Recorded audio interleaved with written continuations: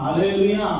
గమనించింది ప్రియమైన దేవుని బిడ్డలారా, ఈ ఉదయకాలంలో దేవుడి యొక్క సన్నిధిలో మనం ఉన్నామంటే ఆయన మనం జ్ఞాపకం చేసుకున్నాడని, ఆయన యొక్క ప్రణాళికలో మనం ఉన్నామని. మరి తెలిసినటువంటి నీవు ఏం చేయాలి అంటే దేవుని యందు భయంతో కూడినటువంటి భక్తి నీవు రావాలి. అది ఎప్పుడు వచ్చిందంటే దేవుని ఎవరికి ఇష్టంగా ప్రేమిస్తారో, హత్తుకుంటారో, జీవితం యొక్క ప్రమాదం కలిగిన వ్యక్తి అంట దేవుడిని ఒక క్షణం కూడా విడిచిపెట్టి ఉండాలంట. తెలుసుకోవచ్చు కదా అన్న, తెలుసుకోవచ్చు కదా ఎవరన్నా అన్న. కొత్త నియమంలో ఉన్నటువంటి లోకస్తులతో 2 అధ్యాయాలు అన్న తెలుసుకోదా. 84 సంవత్సరాలు ఉందంట ఉపవాసం రేయింబవులు వేస్తూ దేవాలయం. 2 సంవత్సరాలు 84 సంవత్సరాలు రేయింబవులు చేస్తున్నారు ప్రార్థన, ఉపవాసంతో ప్రార్థన చేస్తున్నాడ. పరిశుద్ధ గ్రంథం ఆదికాండం నుంచి ప్రకటన వరకు ఏ స్త్రీ అని ఎక్కువ ప్రార్థన చేసిందంటే మనకు కొత్త నియమంలో లాగబడింది ఒక స్త్రీ, ఆమె పేరే అన్న. 84 సంవత్సరాలు దేవుని విడిచిపెట్టకుండా రేపు ఉపవాసం ప్రార్థన చేస్తుందంట.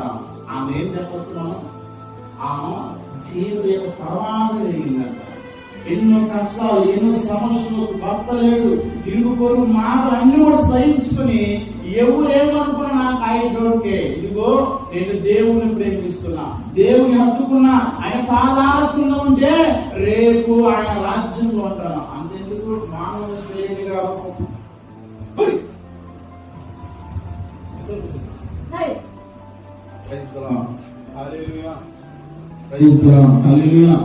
మానవుడిగా వచ్చిన యేసు ప్రభుని ఆమె చేతులతో ఎత్తుకున్నాను. యేసు ప్రభు ఎత్తుకొని కొనియాడబడిందంట. తెలుసుకోదా. ఆమె జీవితానికి అనుకోవచ్చు, ఇంకా చాలా నాకు ఈ జీవితం.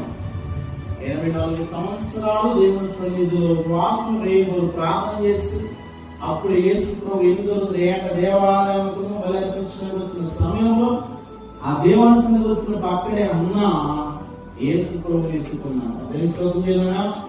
ఆమె ఇంకా గుండెల మీద ధైర్యంగా చెప్పుకోవచ్చు, నేను చేశాను ఎత్తుకున్నాను. అంతకన్నా భాగ్యం కావాలా? రేపు మా పరలోకానికి రావచ్చు అన్నాని. అమ్మాను ఎలా ఎత్తుకున్నాను? ఇన్నో ఈ చేతులతో నేను ఎత్తుకున్నాను అమ్మా. అలాగే జీవిత ప్రమాదం ఏదో మనం తెలుసుకోవాలి. చనిపోతే ఎక్కడికి వెళ్తాం తెలుసుకోవచ్చు కదా. హల్లెలూయా. గమనించింది ప్రియమైన దేవుని బిడ్డలారా,